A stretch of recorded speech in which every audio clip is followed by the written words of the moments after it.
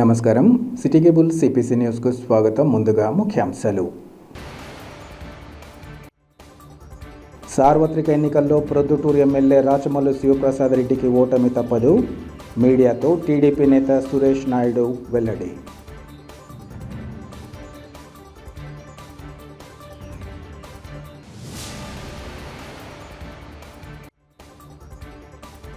మాజీ మంత్రి వైఎస్ వివేక హత్య కేసుపై మాట్లాడవద్దన్న ఆదేశాలపై సుప్రీంకోర్టు స్టే. షర్మిల పిటిషన్పై దేశ అత్యున్నత న్యాయస్థానం ఉత్తర్వుల జారీ.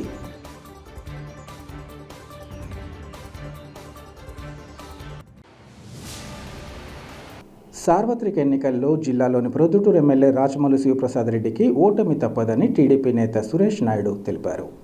ఈ మేరకు ఆయన మీడియాతో మాట్లాడుతూ తమ పార్టీ అధినేత చంద్రబాబును విమర్శించే స్థాయి రాచమల్లుకు లేదన్నారు. రాజుపాలెం ఎస్ఐని ఎమ్మెల్యే రాచమల్లు దుర్భాషలాడడం ఏమిటని ప్రశ్నించారు. ఎస్పీ, డీఎస్పీ, సీఐలను ఇష్టం వచ్చినట్లు తిట్టారని ఆరోపించారు. ఓటమి భయంతో రాష్ట్రంలో అనేక చోట్ల టీడీపీ నేతలపై వైసీపీ దాడులకు తెగబడుతోందన్నారు. టీడీపీకి ఓట్లు వేశారన్న కోపంతో మహిళలపై దాడులు చేయడం దుర్మార్గమైన చర్య అని అన్నారు. ఎవరెన్ని చెప్పినా ఇప్పుడు జరిగిన ఎన్నికల్లో రాష్ట్రంలో వైసీపీకి ప్రొద్దుటూరులో రాచమల్లుకు ఓటమి తప్పదని అన్నారు. ఓటమి భయంతో వైఎస్ఆర్సీపీ నాయకులు ఇట్లా అనంతపురం డిస్టిక్ కానీ, మన అన్నమయ్య డిస్టిక్ కానీ, కడప జిల్లా కానీ, అటు పల్నాడు కాన్స్టిట్యున్సీల్లో కానీ, కొన్ని కృష్ణా కానీ, ఇట్లా అన్ని జిల్లాలలో ఓటమి భయంతో వైఎస్ఆర్సీపీ నాయకులు జీర్ణించుకోలేని స్థితిలో చాలా దాడులు, తెలుగుదేశం వాళ్ళను హత్యా ప్రయత్నాలు చేయడం, తెలుగుదేశం ఓట్లు వేసిన వాళ్ళను లేడీస్ను కూడా చూడకుండా దౌర్జన్యాలు చేయడం, మహిళలను కూడా కొట్టడం, ఎస్సీ ఎస్టీలను కూడా హింసించడం, వాళ్ళ ఇళ్లపైన దాడులు చేసి దహనకాండ చేయడం, నిన్న తిరుపతిలో చంద్రగిరి అభ్యర్థి పైన దాడి చేయడం ఎంత శోచనీయమంటే సమ్మెట్లు, ఏటకొడవలు తీసుకొని ఆయన హత్యా ప్రయత్నం చేయడం. దీని విషయంగా ఇక్కడ ఈసీ గారు కానీ, ఢిల్లీ ఈసీ గారు కానీ, ఎలక్షన్ కమిషనర్లు, పోలీసు వారు కొంత, కలెక్టర్ గారు కొంతమంది ఇంకా వైసీపీ మాయలోనే ఉండి వాళ్ళు పట్టించకపోవడం, సెంట్రల్ ఎలక్షన్ కమిషనర్ చాలా తీవ్ర చర్యంగా తీసుకొని దాదాపు నిన్న సాయంత్రము 3 ఎస్పీలను, ఒక కలెక్టర్ను ట్రాన్స్ఫరు మరియు సస్పెండ్ చేయడం, చాలామంది ఎస్ఐలు, సిఐలు, డిఎస్పీల మీద కఠిన చర్యలు తీసుకోవడం, కొంతమంది ఆఫీసర్ల పైన ఎంక్వైరీ చేయడం జరిగింది. ఇక్కడ ఉన్నటువంటి రాచమల్లు ప్రసాద్ రెడ్డి ఇప్పటికి కూడా తన స్థాయి చిన్న స్థాయి అయినా కూడా చంద్రబాబు నాయుడును, తెలుగుదేశం పార్టీని విమర్శించడం మేము జీర్ణించుకోలేని పరిస్థితిలో ఉన్నాం. దారుణంగా ఇక్కడ వైఎస్ఆర్సీపీ ఎమ్మెల్యే రాచమల్లు ప్రసాద్ రెడ్డి గారు ఓడిపోతున్నారు. దీన్ని ఛాలెంజ్గా చెప్తున్నాం. 100కు 1000% ఇక్కడ ఆయన ఓడిపోతున్నాడు. దానికి మేము దేనికైనా ఛాలెంజ్ చేసేదానికి, దేనికి కూడా సర్వసిద్ధంగా ఉన్నాం. ఆయన ముందుకు వస్తే ఎలక్షన్కి ముందుకంతా ఓటుకు 5000 పంచుతా, నా ఆస్తులన్నీ సర్వము ధరపోస్తా ప్రజలకే, నేను ఇంత సంపాదించుకున్నాను, అంత సంపాదించుకున్నాను, తెలుగుదేశం పార్టీని, తెలుగుదేశం అభ్యర్థిని భూస్థాపితం చేస్తానన్నాడు. ఆయన ఛాలెంజ్లు వచ్చే నెల 4వ తారీఖు మధ్యాహ్నానికల్లా తెలిసిపోతాయి. ఆయన జీవ సమాధి అవుతాడో ఆయన లేదా తెలుగుదేశం పార్టీ వాళ్ళే భూస్థాపితం చేస్తారో ఆయనే తెలుసుకోవాలి. నాయుడు నిన్న మొన్న కూడా చంద్రబాబు నాయుడిని, తెలుగుదేశం పార్టీని చాలా విమర్శలు చేశాడు. నీ స్థాయి చంద్రబాబు నాయుడు ఒక ఇటుకతో సమానం, నువ్వు ఆ స్థాయికి ఎదగలే. మనిషి ఆకారానికి ఉండవు కానీ మనసు గొప్పది కాదు. ఎప్పుడు కూడా మనసు గొప్పదైతే మనిషి పైకి వస్తాడు. వచ్చే ఓడిపోయిన తర్వాత నువ్వు ప్రొద్దుటూరులో వార్డు కౌన్సిలర్ కూడా గెలిచే పరిస్థితి నీకు ఉండదు. ఈ పొద్దు నేను ఛాలెంజ్ చేసి చెప్తున్నా, ఖచ్చితంగా నీ ఓటమి 200%కి 1000% దగ్గరలో ఉంది.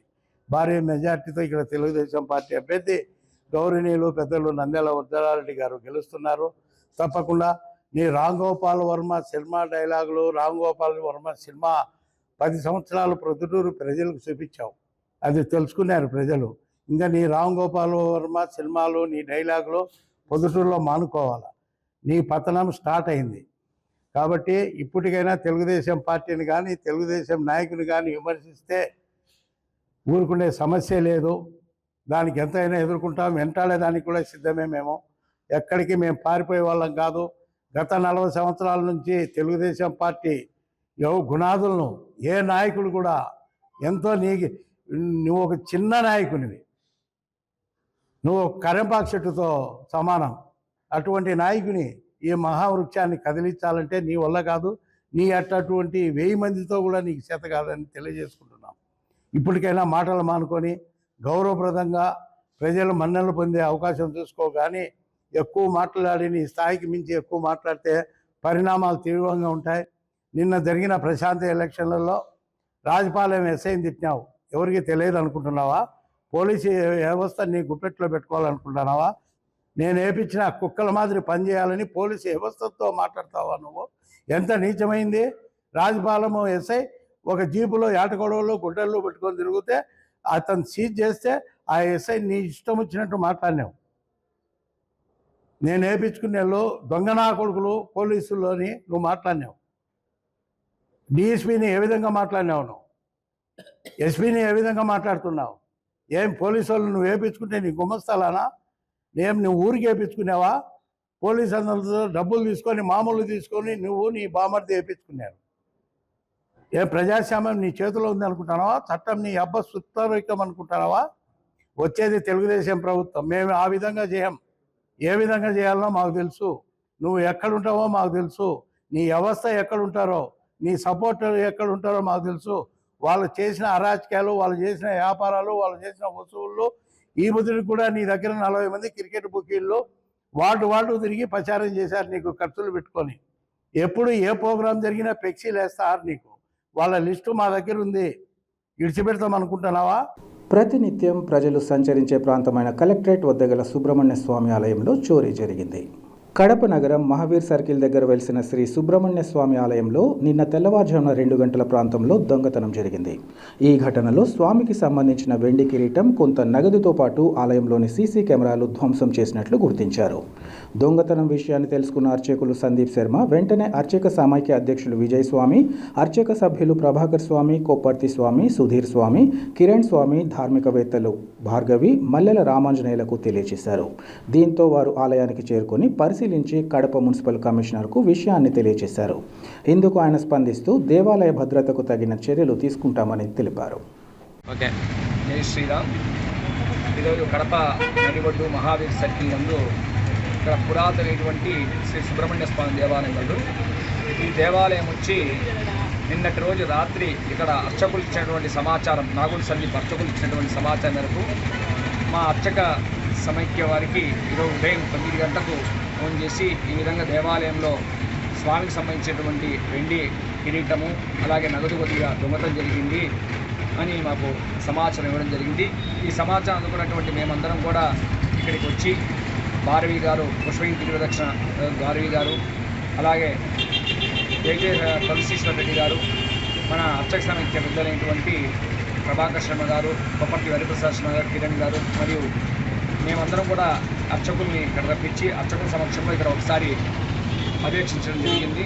ఈ యొక్క దేవాలయం కొద్దిగా మరమ్మతులు చేసుకోవడానికి జరుగుతూ ఉన్నటువంటి పరిస్థితుల్లో కొంతమంది ఎవరో తెలియని వ్యక్తులు నిన్న రాత్రి ప్రవేశించి లోపల ఉండేటువంటి స్వామివారి యొక్క వెండి కిరీటం అలాగే కొద్దిగా నగదును కూడా దొంగలించడం జరిగింది. అర్చకుడు చెప్పినటువంటి సమాచారంతో ఆ యొక్క వెండి కిరీటం కూడా దాదాపు 30,000 రూపాయల దాకా విలువ చేస్తుందని ఆయన చెప్పడం జరిగింది.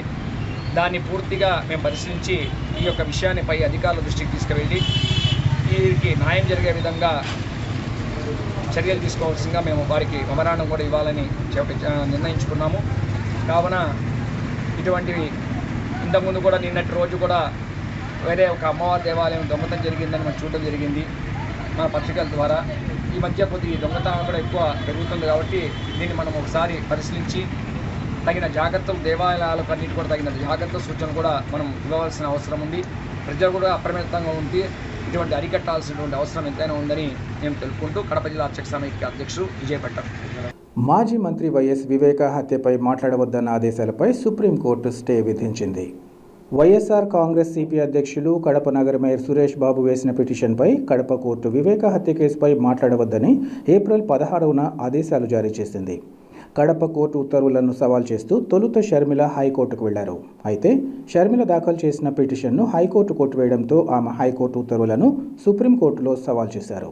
దీంతో షర్మిల పిటిషన్పై జస్టిస్ గవాయ్ ధర్మాసనం మధ్యంతర ఉత్తర్వులు ఇచ్చింది.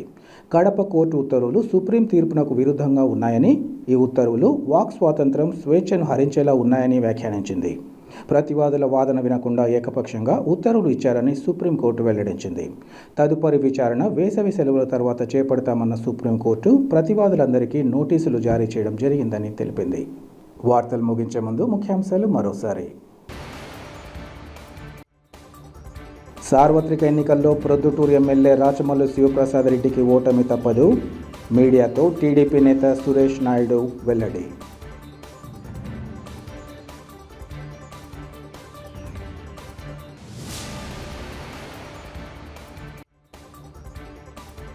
మాజీ మంత్రి వైఎస్ వివేక హత్య కేసుపై మాట్లాడవద్దన్న ఆదేశాలపై supreme court stay.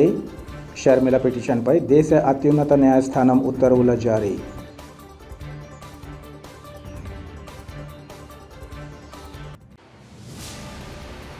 City cable CPC news ఇంతటితో సమాప్తం.